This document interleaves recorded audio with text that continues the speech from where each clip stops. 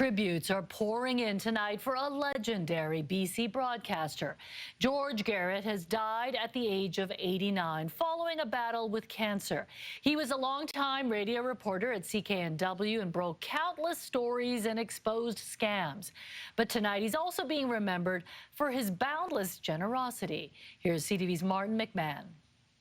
George Garrett was a hell of a reporter. During a 40-plus year career at CKNW, George Garrett broke exclusive after exclusive.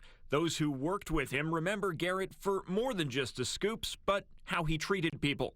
Oftentimes, reporters are portrayed as hard-charging and negative and unhappy and cynical.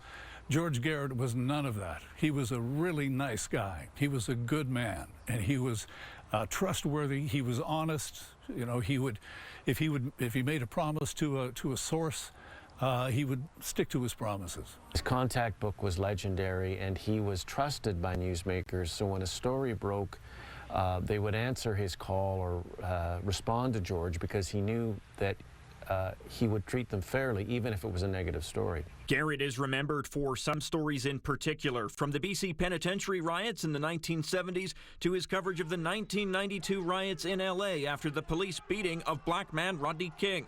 Garrett went missing for a time during the riots. I was his news director in the 1992 Los Angeles riots, and that was a very frightening situation. So I had to call his wife and tell him, "We've lost your husband in the middle of a riot zone." It turned out Garrett had been beaten, but ended up making his way back to the hotel to file his stories. But like any good reporter, there were times when he left those back at the station sweating. He called me up one night. I was about 2 minutes to 10 in the major news to 10. And he called up and said, "I've got a story that's going to fit a 90. And I said, "George, you got a minute and 15 seconds, so it's going to have to..." And, you know, it was just those kinds of things, you know, the little things. And he laughed and I laughed, and because you know of the pressures in a newsroom and having to get on the air and having to get stuff done. After retiring, he co-founded the Volunteer Cancer Drivers Society, helping patients get to their treatments.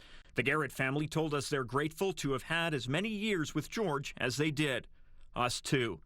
Martin McMahon, CTV News, Vancouver.